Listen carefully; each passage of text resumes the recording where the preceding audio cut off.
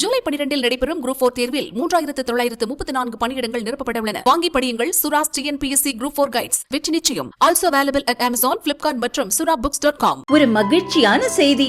இதயம் நல்லெண்ணெயின் விலை லிட்டருக்கு ரூபாய் 105 குறைஞ்சிருக்கு. செப்டம்பர் 2023ல 1 லிட்டர் இதயம் நல்லெண்ணெயின் அதிகபட்ச விலை ரூபாய் 503. ஆனா இப்ப 1 லிட்டர் இதயம் நல்லெண்ணெயின் விலை ரூபாய் 398 மட்டும்தான் தமிழ்நாட்டுல. அப்ப இனிமே எல்லாரும் இதயம் நல்லெண்ணெய் வாங்கலாம் இல்ல? வணக்கம். செய்தி சுருக்கம். இந்தியா அடித்த அடியில் கெஞ்சியது பாகிஸ்தான். பாகிஸ்தான் இதயத்தை பிளந்த ஆபரேஷன் சிந்தூர். ஆபரேஷன் சிந்தூர் தொடர்பாக பிரதமர் மோடி நாட்டு மக்களுக்கு உரையாற்றினார். ஆபரேஷன் சிந்தூர் வெற்றிக்காக பாடுபட்ட நம் வீரர்களுக்கு பாராட்டுக்கள். நம் முப்படைகளின் இந்த தியாகம், வீரம், பராக்கிரமத்தை ஒவ்வொரு தாய்மார்கள், சகோதரிகள், மகள்களுக்கு சமர்ப்பிக்கிறேன். ஜம்மு காஷ்மீரின் பகல்காமில் விடுமுறை நாட்களை அனுபவித்துக் கொண்டிருந்த அப்பாவி சுற்றுலா பயணிகள் மீது கடந்த மாதம் 22ஆம் தேதி பயங்கரவாதிகள் தாக்குதல் நடத்தினர். அவர்களின் மதத்தை கேட்டு அவர்களின் குடும்பத்தார் முன்னிலையில் கொன்று குவித்தனர். இது பயங்கரவாதத்தின் மிக கோர முகம். தனிப்பட்ட முறையில் எனக்கு இது மிகப்பெரிய தாக்கத்தை ஏற்படுத்தியது. பயங்கரவாதத்திற்கு எதிராக நாடு ஒன்று திரண்டது. பயங்கரவாதத்தை வேரறுக்க நம் படைகளுக்கு முழு அதிகாரம் கொடுத்தோம். இந்திய பெண்களின் குங்குமத்தை பறித்தால் அதற்கு கிடைக்கும் பதிலடி என்ன என்பதை பயங்கரவாதிகள் இப்போது புரிந்து கொண்டிருப்பர். ஆபரேஷன் சிந்தூர் என்பது வெறும் பெயரல்ல, நாட்டின் கோடிக்கணக்கான மக்களின் மனநிலையின் வெளிப்பாடு. 6-7ஆம் தேதிக்கு உட்பட்ட அதிகாலை வேளையில் பயங்கரவாதத்திற்கு எதிரான சரியான நடவடிக்கை எடுக்கப்பட்டது. பயங்கரவாதிகள் இந்த தாக்குதலை கனவிலும் கூட எதிர்பார்த்திருக்க முடியாது. பயங்கரவாதிகளின் கூடாரங்கள் அழித்து ஒழிக்கப்பட்டன. பஹவல்பூர், மொரிட்கே ஆகிய பகுதிகள் சர்வதேச பயங்கரவாதிகளின் புகலிடமாக திகழ்கிறது. நம் நாடு மட்டுமின்றி லண்டன் போன்ற வெளிநாடுகளில் நடந்த தாக்குதல்களுக்கும் இந்த பயங்கரவாதிகளுக்கும் தொடர்பு இருந்துள்ளது. 100க்கும் மேற்பட்ட பயங்கரவாதிகள் கொல்லப்பட்டனர். கடந்த 3 ஆண்டுகளாக பாகிஸ்தானில் பயங்கரவாதிகள் சுதந்திரமாக சுற்றித் திரிந்தனர். இந்தியாவின் இந்த தாக்குதலால் பாகிஸ்தான் நிலை குலைந்தது.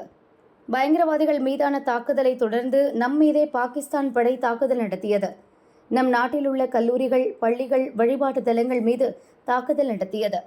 ட்ரோன் ஏவுகணைகளை பாகிஸ்தான் ஏவியது. அவற்றை நம் படைகள் தாக்கி அழித்தன. பாகிஸ்தான் நம் எல்லையில் தாக்குதல் நடத்தியது. நாம் அதன் இதயத்தை பிளந்தோம். முதல் 3 நாட்களிலேயே பாகிஸ்தானை நம் படையினர் நிலைகுலைய வைத்தனர். நடுநடுங்கிய பாகிஸ்தான் நம்மிடமிருந்து தப்பிக்கும் வழியை தேடியது. நம் இராணுவ அதிகாரியை தொடர்பு கொண்டது. எதிர்காலத்தில் நாங்கள் எவ்வகை தாக்குதலையும் தொடரமாட்டோம் என பாகிஸ்தான் கூறியது. அதை நாமும் ஏற்றோம். நமது முப்படை, எல்லை பாதுகாப்பு படை ஆகியவை எல்லையில் தொடர்ந்து கண்காணிப்பில் உள்ளனர். ஆபரேஷன் சிந்தூர் பயங்கரவாதத்திற்கு எதிரான புதிய வரலாறு படைத்துள்ளது. பயங்கரவாதிகளுக்கு நாம் நம் ஸ்டைலில் பதிலடி கொடுப்போம். பயங்கரவாதத்தை வேறறுக்கும் வகையில் பதிலடி தருவோம். அணு ஆயுதத்தை காட்டி இனி யாரும் மிரட்ட முடியாது. பயங்கரவாதத்தை ஆதரிப்போரையும் பயங்கரவாதிகளையும் தனித்தனியாக பார்க்க மாட்டோம். அரசு ஆதரிக்கும் பயங்கரவாதத்திற்கு பாகிஸ்தான் சிறந்த உதாரணம். புதிய போர் முறையில் மேட் இன் இந்தியா ஆயுதங்கள் அதன் திறமையை வெளிக்காட்டியுள்ளன. நம் உள்நாட்டு தயாரிப்புகள் மிகச் சிறப்பாக செயல்பட்டுள்ளன. பயங்கரவாதிகளை பாகிஸ்தான் இராணுவமும் அரசும் தொடர்ந்து ஆதரிக்கிறது. அதே பயங்கரவாதத்தால் அந்த நாடு மிகப்பெரிய பேரழிவை சந்திக்கும். பயங்கரவாதமும் பேச்சுவார்த்தையும் ஒன்றாக நடக்காது. பயங்கரவாதமும் வர்த்தகமும் ஒன்றாக நடக்காது. அதேபோல் தண்ணீரும் இரத்தமும் ஒரு சேர பாயாது என்பதில் இந்தியா உறுதியாக உள்ளது. நான் இன்று உலக நாடுகளுக்கும் ஒன்று சொல்லிக்கொள்ள விரும்புகிறேன். ஒருவேளை பாகிஸ்தானுடன் இனி இந்தியா பேச்சு நடத்தினால் அது பயங்கரவாதம் பற்றியதாகவும் பாகிஸ்தான் ஆக்கிரமிப்பு காஷ்மீர் பற்றியதாகவும் மட்டுமே இருக்கும் என பிரதமர் மோடி கூறினார். எல்லையில் தாக்குதல்களை நிறுத்திக் கொள்ள வேண்டும். இந்தியா பாகிஸ்தான் ராணுவ அதிகாரிகள் பேச்சு. இந்தியா பாகிஸ்தான் இடையே தாக்குதலை நிறுத்துவதாக அறிவித்த பிறகு இரு நாட்டு ராணுவ அதிகாரிகள் பேச்சுவார்த்தை நடந்தது. ராணுவ நடவடிக்கைகளுக்கான இயக்குநர்கள் பேச்சுவார்த்தை நடத்தினர். எல்லையில் எந்த தாக்குதலும் நடத்தக்கூடாது, எந்த ஆக்கிரமிப்பு நடவடிக்கையும் எடுக்கக்கூடாது என்பது பற்றி இரு தரப்பிலும் விவாதிக்கப்பட்டது. இரு நாட்டு எல்லையிலும் குவிக்கப்பட்ட படைகளை குறைப்பதற்கான உடனடி நடவடிக்கை எடுப்பது தொடர்பாக பரிசீலிக்கவும் இரு தரப்பிலும் ஒப்புக்கொள்ளப்பட்டது. முன்னதாக சனிக்கிழமை மாலை பாகிஸ்தான் ராணுவ நடவடிக்கைக்கான இயக்குனர் தாக்குதலை நிறுத்த இந்தியாவிடம் கேட்டுக்கொண்டதால் சண்டை நிறுத்தப்பட்டது. அதன் பின்னும் பாகிஸ்தான் அத்துமீறி தாக்குதல் நடத்தியதாகவும் அதை நமது ராணுவம் முறியடித்ததாகவும் ராணுவ அதிகாரிகள் தெரிவித்தனர். அணு ஆயுத போரை நிறுத்திவிட்டோ, வர்த்தகத்தை வைத்தே அழுத்தம் கொடுத்தோ. இந்தியா பாகிஸ்தான் இடையே அணு ஆயுத போரை தடுத்து நிறுத்திவிட்டோம் என்று அமெரிக்க அதிபர் டிரம்ப் தெரிவித்துள்ளார். அவர் கூறும்போது, இந்தியா பாகிஸ்தான் இடையே போரை நிறுத்த அமெரிக்க அரசு நிர்வாகம் சார்ந்து முக்கிய பங்காற்றியது. அணு ஆயுதங்களை அதிகம் கொண்டுள்ள நாடுகள் இடையே போரை தடுத்துள்ளோம். ஒருவேளை போர் நடந்திருந்தால் அது ஒரு மோசமான அணு ஆயுத போராக இருந்திருக்கலாம். லட்சக்கணக்கான மக்கள் கொல்லப்பட்டிருக்கலாம். மோசமான மோதலை அமெரிக்கா தவிர்த்துள்ளதை எண்ணி பெருமை கொள்கிறேன். போரை நிறுத்த துணையாக இருந்த அமெரிக்க துணை அதிபர் ஜேடி வான்ஸ், வெளியுறவு செயலர் மார்க்கோ ரூபியோ ஆகியோருக்கு நன்றி கூறுகிறேன். வர்த்தகத்தை வைத்தே இந்த போர் நிறுத்தப்பட்டிருக்கிறது. 2 நாடுகளிடமும் நிறைய வர்த்தகம் செய்ய போகிறோம். அதனால் போரை நிறுத்துங்கள் என்று சொன்னோம். போரை நீங்கள் நிறுத்தினால்தான் வர்த்தகம் செய்வோம், இல்லை என்றால் வர்த்தக உறவை துண்டிப்போம் என்று கூறினோம். இதனால் அவர்கள் போரை நிறுத்துவதாக சொன்னார்கள். உண்மையில் போரை நிறுத்த வர்த்தகத்தை யாரும் இப்படி பயன்படுத்தி இருக்க மாட்டார்கள். இந்த போர் நிறுத்தம் நிரந்தரமானதாக இருக்கும் என நினைக்கிறேன். இந்தியா பாகிஸ்தானுடன் அதிக அளவில் வர்த்தகம் செய்ய போகிறோம். இந்தியாவுடன் பேச்சு நடக்கிறது, பாகிஸ்தானுடனும் பேச இருக்கிறோம் என அதிபர் ட்ரம்ப் கூறியுள்ளார். We helped a lot, and we helped also with trade. I said, come on, we're going to do a lot of trade with you guys. Let's stop it. Let's stop it. If you stop it, we're doing trade. If you don't stop it, we're not going to do any trade. People have never really used trade the way I used it. That I can tell you. And all of a sudden they said, I think we're going to stop. Kashmir எல்லையில் பாகிஸ்தான் மீண்டும் அத்துமீறல். ஜம்மு காஷ்மீரின் சம்பா மாவட்டத்தை ஒட்டியுள்ள சர்வதேச எல்லைக்கு அருகே பாகிஸ்தானின் ட்ரோன்கள் நேற்றிரவு தாக்கியதாக தகவல் வெளியானது. எனினும் அவற்றை நம் பாதுகாப்பு படையினர் வெற்றிகரமாக அழித்ததாக தெரியவந்துள்ளது. இதையடுத்து ஜம்மு காஷ்மீரின் சம்பா, கதுவா, ரஜோரி, ஜம்மு உள்ளிட்ட மாவட்டங்களில் முன்னெச்சரிக்கை நடவடிக்கையாக மின் இணைப்பு துண்டிக்கப்பட்டது. இதுகுறித்து ராணுவ வட்டாரங்கள் கூறுகையில், ஜம்மு காஷ்மீரின் சம்பா அருகே சந்தேகத்திற்கு இடமளிக்கும் வகையில் சில ட்ரோன் தாக்குதல்கள் நடந்ததாக தெரியவந்துள்ளது. இதனால் மக்கள் அச்சப்பட தேவையில்லை, தொடர்ந்து தீவிர கண்காணிப்பில் ஈடுபட்டு வருகிறோம் என தெரிவித்துள்ளனர். இதற்கிடையே முன்னெச்சரிக்கை நடவடிக்கையாக இண்டிகோ விமான நிறுவனம் எல்லையோர மாநிலங்களில் உள்ள நகரங்களுக்கான விமான சேவைகளை இன்று ரத்து செய்துள்ளது. ஆபரேஷன் சிந்தூர் பற்றி பிரதமர் மோடி நாட்டு மக்களுக்கு உரையாற்றிய நிலையில் பாகிஸ்தான் மீண்டும் அத்துமீறியிருக்கிறது. போர் நிறுத்த விவகாரத்தில் அமெரிக்காவின் பங்கு இல்லை, சொல்கிறார் சசி தரூர். இந்தியா பாகிஸ்தான் இடையிலான போர் நிறுத்த முடிவு 3வது நாட்டுக்கு எப்படி தெரிந்தது என லோக்சபா எதிர்க்கட்சித் தலைவர் ராகுல் மற்றும் பல்வேறு எதிர்க்கட்சியினரும் கேள்வி எழுப்பி வருகின்றனர். இந்நிலையில் காங்கிரஸ் எம்பி சசி தரூர் கூறியதாவது, சர்வதேச தூதரக நடவடிக்கைகளில் அமெரிக்க அதிபர் டிரம்ப் கூறுவது போன்ற எதையும் எப்போதுமே நான் பார்த்ததில்லை. இது மிகவும் துரதிருஷ்டவசமான செயல். போர் பதற்றம் துவங்கியதுமே இந்திய அமெரிக்க வெளியுறவு அமைச்சர்கள் தீவிரமாக பேசி வந்தனர். மற்ற நாடுகளின் வெளியுறவு அமைச்சர்களிடமும் பேசினர். அதை மத்தியஸ்தத்துக்கான கோரிக்கையாக கருத முடியாது. நாடுகளுக்கு இடையேயான தூதரக தொடர்புகளானது ஒருபோதும் மத்தியஸ்த வேண்டுகோள் கிடையாது.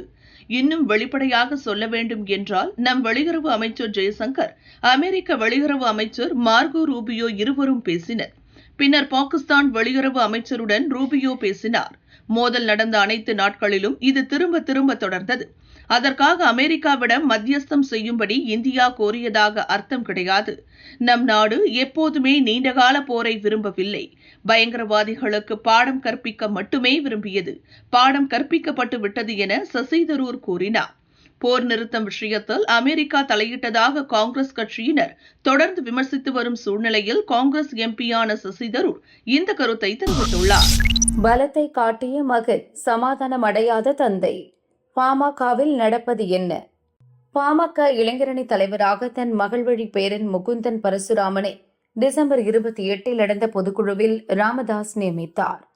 அதற்கு மேடையிலேயே அன்புமணி எதிர்ப்பு தெரிவித்ததை தொடர்ந்து தந்தை மகன் இடையே நிலவிய மோதல் வெளிச்சத்திற்கு வந்தது. ஏப்ரல் 10 பாமக தலைவர் பதவியில் இருந்து அன்புமணியை நீக்கிவிட்டு கட்சிக்கு நிறுவனரும் நான்தான், தலைவரும் நான்தான், கட்சியின் செயல் தலைவராக அன்புமணி தொடருவார் என ராமதாஸ் அறிவித்தார். இந்த அறிவிப்புகளை ஏற்க மறுத்த அன்புமணி எப்போதும் போல் தலைவராக தொடர்கிறேன் என அறிவித்தார். ராமதாஸ் எந்த பதிலும் கூறவில்லை. இருவரும் சமாதானமாகிவிட்டதாக கூறப்பட்டது. இந்த சூழலில் திருவிடந்தையில் பாமக மாநாடு நடந்தது. முன்னதாக மாநாட்டு பணியில் அன்புமணி தீவிரம் காட்டினார். பெரும் எண்ணிக்கையில் தொண்டர்கள் திரண்டதால் அன்புமணி மகிழ்ச்சி அடைந்தார். அந்த மகிழ்ச்சி அவரது மாநாட்டு பேச்சில் தெரிந்தது. ஆனால் நிறைவுரையாற்றிய ராமதாஸ் கொஞ்சம் கடுமையாகவே பேசினார். இவ்வளவு நாள் என் பேச்சை கேட்டீர்கள், இடையில் மறந்தீர்கள். கட்சி பதவியில் இருந்து கொண்டு உழைக்காமல் இருந்தால் அவர்களின் பதவியை பறித்து கணக்கை முடித்து விடுவேன். எம்எல்ஏ என்றெல்லாம் பார்க்க மாட்டேன், கடலில் வீசி விடுவேன். வயசாகிவிட்டது என்று யாரும் என்னை ஏமாற்ற முடியாது. கூட்டணியை நானே முடிவு செய்வேன் என பேச்சில் அதிரடி காட்டினார். இது தொடர்பாக பாமக நிர்வாகி ஒருவர் கூறியதாவது: 12 ஆண்டுகளுக்கு பின் சித்திரை முழுநிலவு மாநாடு வெற்றிகரமாக நடந்துள்ளது. வன்னியர் சங்க தலைவராக இருந்த காடுவெட்டி குரு இல்லாமல் மாநாட்டை நடத்துவது எளிதல்ல என்றனர். 2 மாதங்களாக கடுமையாக உழைத்து மாநாட்டை அன்புமணி வெற்றிகரமாக நடத்தி காட்டியுள்ளார். ஆனால் ராமதாஸ் தன் உரையில் அன்புமணியின் பெயரை ஒருமுறை மட்டுமே குறிப்பிட்டார். கௌரவ தலைவர் ஜி.கே. மணி உள்ளிட்டோர் ராமதாஸை தவறாக வழிநடத்தி குழப்பத்தை ஏற்படுத்தி வருகின்றனர். பாமகவின் எதிரிகளை அடையாளம் காட்ட வேண்டிய ராமதாஸ் சொந்த கட்சிக்குள் குழப்பம் இருப்பதைப் போலவும் ஆளாளுக்கு ஒவ்வொரு அர்த்தம் கொள்ளும்படியும் பேசியிருப்பது கட்சியின் எதிர்காலத்திற்கு நல்லதல்ல என்றார். திமுக கூட்டணியை விரும்பும் ராமதாஸ் அமைச்சர் வாயிலாக முதல்வருக்கு தூது. திமுக கூட்டணியை விரும்பும் பாமக நிறுவனர் ராமதாஸ் அதற்காக மூத்த அமைச்சர் ஒருவர் வாயிலாக முதல்வருக்கு தூது அனுப்பியுள்ளார். கடந்த 2021 சட்டசபை தேர்தலில் அதிமுக கூட்டணியில் இணைந்து போட்டியிட்டு 5 தொகுதிகளில் மட்டுமே பாமக வெற்றி பெற்றது. லோக்சபா தேர்தலில் பாரதிய ஜனதா கூட்டணியில் தோல்வியை தழுவியது. அதனால் அடுத்த ஆண்டு ஏப்ரலில் நடக்கவுள்ள சட்டசபை தேர்தலில் எந்த கூட்டணியில் பாமக இடம்பெறும் என்ற கேள்வி எழுந்துள்ளது.